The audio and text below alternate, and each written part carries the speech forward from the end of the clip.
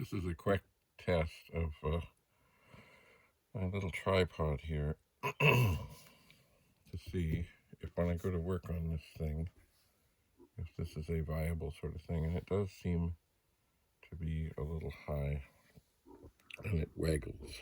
So I'm going to, I think, move it down. This is not when I'm going to take the hard drive apart, but if it were, I think what I'll do when I do that, by the way, here's a quantum hard drive. When it comes time to take these screws out, I think I would like this, kind of like this, but I think I need to change the configuration a little bit. And as I'm sticking this screw in here, I'm finding that you got to be very careful to have a screwdriver that really fits well. And it's funny how these screws are little. Oh yeah. But this screwdriver really fits the screws nicely, because I was watching a video of a fellow who was trying to do what I was pretty much about to do, and he did do it, but he he ruined the head on a screw, and that wasn't good. So I'm figuring when I do this, I'll have to move the keyboard from the Amiga 2000 and the mouse and other such things, and put this in front of me, away from me, so that I can still, maybe on a bit more of an angle, so it's not really, so it's hovering over the top, but it's not really in the way. And then we can look inside the hard drive. I'm just going to try one thing here, just for fun, because I can, and I'm here. I'm going to give this screw a bit of a turn. Oh yeah, it comes. All right, I'm going to quickly screw it back in, because I don't want to contaminate the insides of the hard drive at this moment. Actually, you know, while I'm here, maybe I'll just put that in there. I'm pushing down with, oh man. Okay. Maybe it's not a bad thing to sort of crack them free. Well, I can. Okay. Remember, these screws have been in here for... here's where I'm going to get into trouble. I've got to be able to work and not have the camera. So I may have it a little higher, but it does get waggly. And it tries to get in the way. Anyway, I've cracked the first three screws. Remember, they've been done up.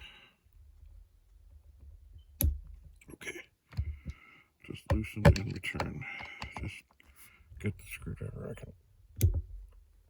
Okay. Really give a good push. Do not want to strip the heads. Don't want to end up with a drill anywhere near this thing. Why is that one not doing it? Okay, we're in. Push. Okay. So they've all been cracked. They have. Anyway, and these things I know, well, I don't know why, but there's stuff under there that is also necessary. And I think this one has a nut driving thing. There is a whole, I don't know what that is. I don't feel anything under there. I don't. Anyway, I'm not going to do this now, and really that's all there is to this. I was just experimenting with this setup, and I have cracked the screws on this 40 megabyte hard drive. Hard to imagine that at one point this was, you know, big,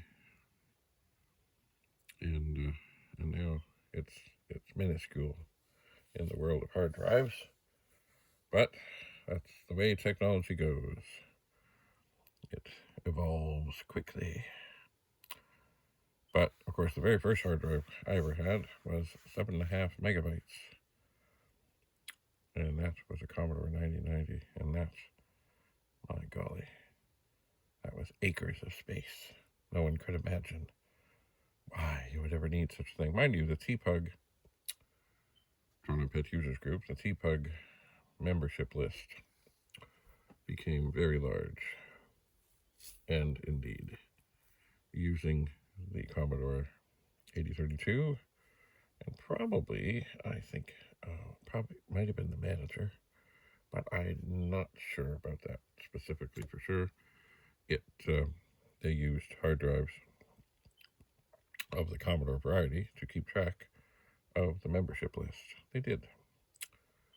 And I remember Chris Bennett was there, and he would be doing backups and things and stuff, and I'm not sure how it was all done, but I'm glad it was done, because at one point somebody broke into the TPUG office and made off with the hard drives and things, which was not a happy day. And it's funny how it was done. It seems so simple now. And, the doors were locked, everything was secure, but all the doors had these vents in them at the bottom for airflow and all that. And of course, they could be removed with a screwdriver. And yeah, that's what happened. I'm not sure. I never really looked closely at them, but that's how they got in. Maybe the vents just fastened on one side.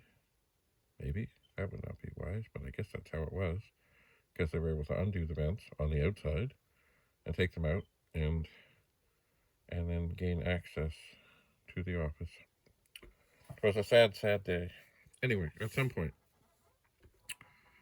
I will get this all set up just so, and get up my courage, and take the top off this, and look for the goo, and try and figure out what we can do about the goo.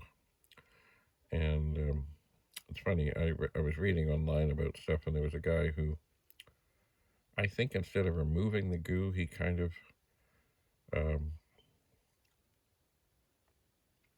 he put something over it. I think he might have mentioned electrical tape just to cover it, so it stayed at the size that it was supposed to be, because I think it might be something to do with the head stopper, as in telling the head, oh yeah, this is where you're supposed to be. Anyway, I will have to see about this. I have never imagined that I would ever be brave enough or have reason to open a hard drive. Ever, ever, ever, ever, ever. But these things happen. So we'll see. Anyway, of course, what do I really have to do? I've got to do more tidying in here. I've got floppy drives to test, disks to test, things to test. But I really need to get back to the pet room and the pool room and such. Indeed. So I have sold one thing recently. I have, and stay tuned. There will be more things going on the auction block, or I've not decided where I will list things. I'm not, more and more, I'm not sure if eBay is the way. I'm just not sure. I'm more likely to look at, if there's something you see that you're interested in, and that's how I did sell a couple of things before, is that somebody saw stuff sitting on the back shelf and was like, yo, yo, yo, yo, yo, and we came to a deal. So anyway, if there's something you're interested in that you see that I'm working on, maybe just send me a message, and we'll see what we can work out. But otherwise, maybe, I'm finding Craigslist is really outdated and nobody goes there. But Kijiji and Facebook Marketplace seem to be happening, and I'm sure there are other places that are also worthy. I'm sure there are. So I will see. And, of course, do I really like shipping things? No, I really don't. But I will. I've shipped things all over the world. I have. But it is nicer to be able to drop something off or have somebody pick something up without the benefit of